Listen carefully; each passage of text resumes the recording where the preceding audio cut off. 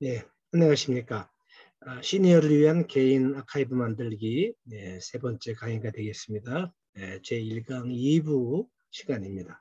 이번 시간에는 기억과 기록과의 관계를 한번 검토해보고 우리가 그 기록을 갖다가 생산하거나 기록을 보관한다고 할 때 이 사회적으로 어떤 의미가 있고 그것이 아카이브를 만드는데 어떤 시사점을 주는가 하는 것에 대해서 잠깐 살펴보도록 하겠습니다.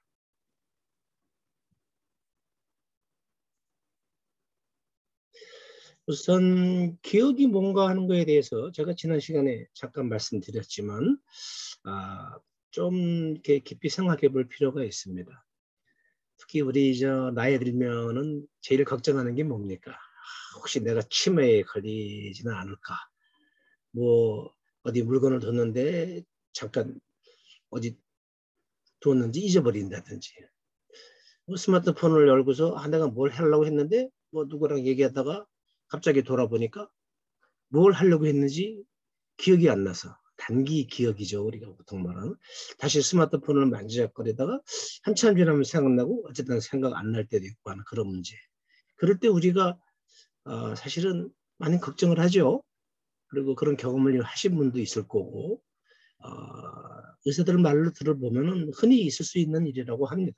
왜냐하면 수많은 기록들을 우리가 만들면서 행동하면서 그, 그 기록이 남기 때문에 그 기억이 뇌에 남기 때문에 그걸 다 뇌에 담고 살 수는 없는 게 또 인간이라 하기 때문에 그렇답니다. 하여간 그렇게 일반적으로 말하면 기억은 우리가 어떤 두뇌의 작용에 의해서 뇌의 어떤 그 형상이나 사건이나 스토리가 이제 새겨진 겁니다. 그러니까 머리에 이상이 생기면은 기억이 없어지게 되는 거죠. 갑자기 뭐 센 거로 맞아가지고 멍해졌던가 어떤 마음의 충격을 받아서 이렇게 갑자기 뭐 이렇게 생각이 멈춰졌거나 했을 때 그 뇌에 그 새겨진 그런 기억들이 없어질 수가 있는 거죠. 또 뇌의 기능에 따라서 우리가 아무리 어떤 새로운 지식을 외우고자 할 때도 외워지지가 않고 잘 새겨지지가 않아서 결국 잘 새겨지지 않으니까 잘 각인되지 않으니까 잘 외워지지 않으니까 뭔지 생각이 안 나고 이용할 수 없게 되는 경우가 종종 있죠. 근본적으로 아까 말씀드렸듯이 이 기억은 사라지기 쉬운 것입니다. 그래서 사람들이 기록을 만들어서 이 기억을 갖다가 오래 보존하려고 그러고 또 기록을 통해서 전달하려고 했습니다. 물론 이제 그 이전 단계, 기록이 있기 전의 단계에는 이런 사람의 기억이, 개인의 기억이나 어떤 뭐 마을 같은 집단의 기억이 그 구술이라는 형태, 잘 옛날 얘기를 외울 수 있는 사람들이 아주 처음 시기서부터 끝까지 다 외워서 그거를 이제 줄줄줄줄 외워가지고 사람들에게 말로 들려줌으로 해서 전승을 시킨 거죠. 개성을 시킨 거죠. 우리가 보통 그것을 이제 구술 전승이라고 합니다. 생리학적으로는 물리적으로는 기억이 뇌의 활동에 의해서 만들어지지만 사실은 이런 기억들이 인간의 의도적인 의지와 노력으로 이렇게 특히 그 기록을 만든다거나 구술을 한다는 그런 행위를 통해 가지고 만들어졌고 존재하고 있는 겁니다. 그리고 실제 이런 과거에 대한 기억들은 우리가 지금 알고 있는 것들은 다 기록으로 남겨져 있는 겁니다. 지금 이제 구술을 받아서 뭐 체력을 해서 과거의 어떤 사건에 대해서 증언을 남긴다 하는 일들이 많이 행해지고 있는데 그것은 개개인이 그러한 사건의 경험을 기록으로 만들지 않았거나 기록으로 만들 기회가 없었기 때문에 그 기억을 되살려서 그 되살린 기억에서 나온 그 말의 표현, 구술로 다시 그것을 남겨가지고 그것을 기록화해서 이제 구술을 기록으로 남기는 거라고 그런 행위를 통해서 이제 기억이 존재하게 되는 거죠. 새롭게 이제 만들어지는 겁니다. 그런 것을 이제 구술체록이라고 그러기도 하고 그냥 우리가 이제 구술사라고 표현하기도 했어요.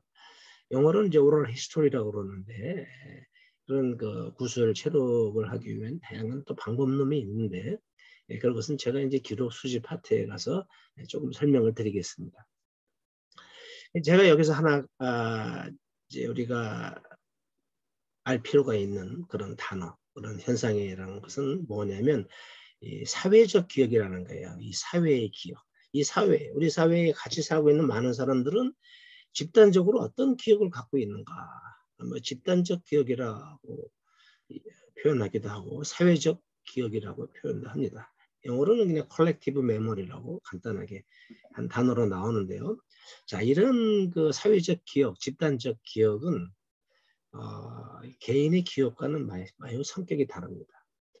하나의 개인의 사적인 경험이 개인의 그 뇌리에 남아서 혹은 감정으로 남아서 이렇게 기억되는 개인적 기억에 반해서 이런 사회적 집단은 뭐 구술이면 구술, 거기서 체력된 기록 혹은 예전에 있었던 존재했던 그런 기록을 발굴해서 그 기록 안의 사실을 밝혀내고 또 그러한 밝혀진 사실을 해석해서 쓴 것이 역사인데 이런 구술 전승과의 역사로 새로 만들어진 게 사회적 기억입니다.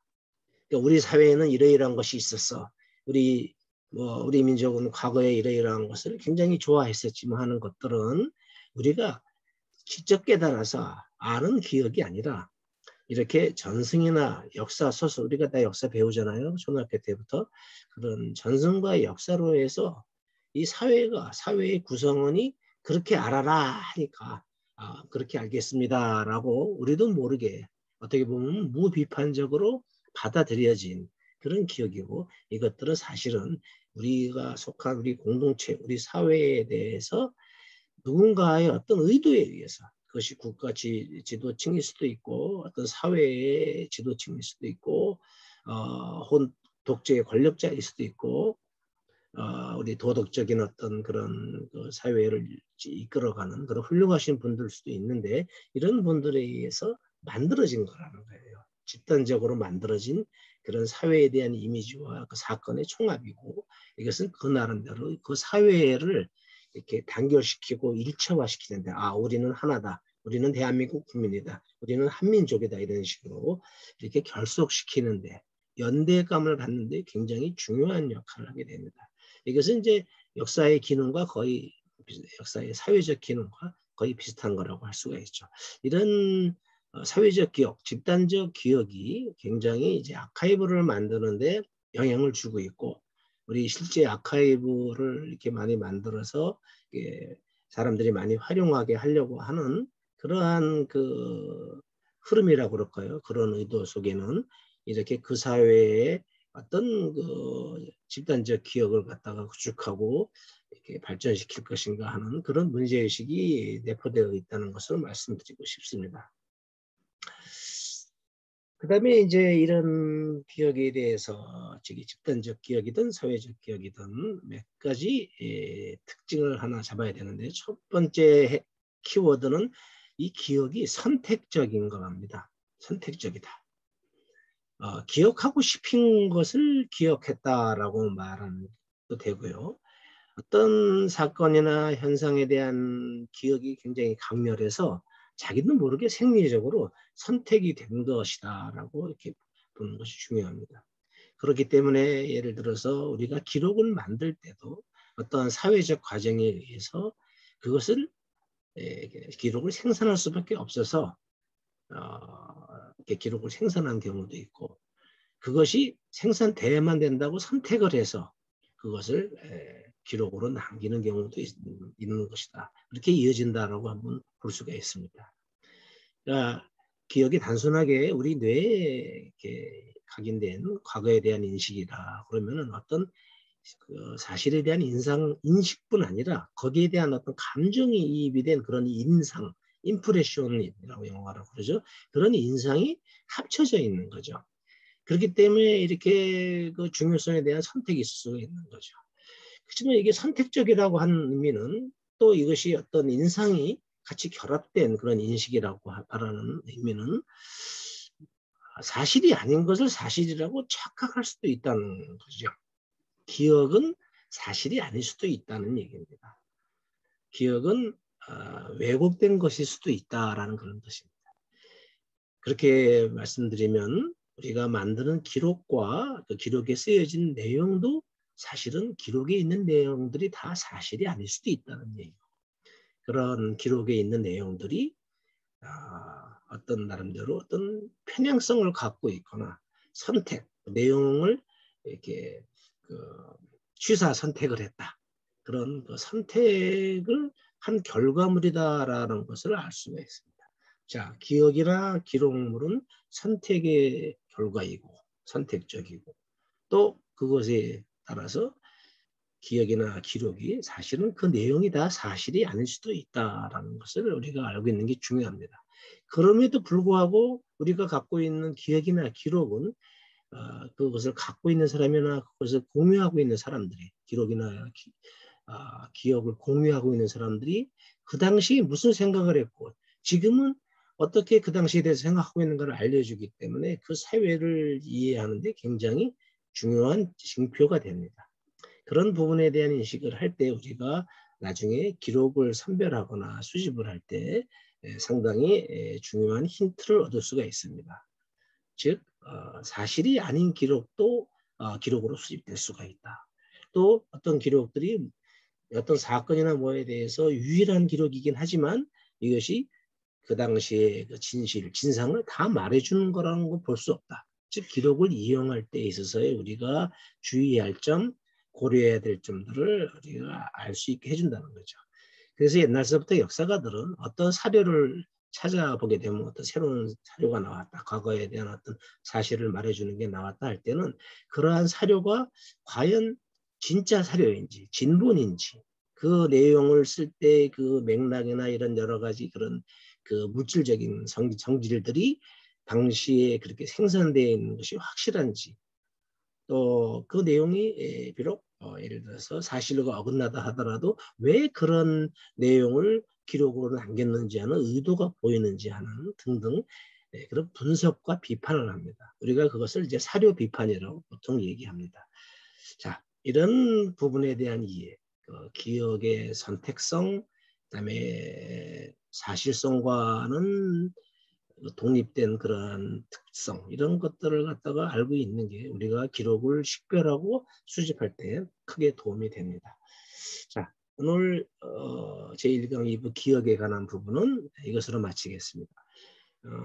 다음 시간에 우리 계속 이어서 우리 아카이브의 본질에 대해서 한번 더 생각을 해보겠습니다. 예, 감사합니다.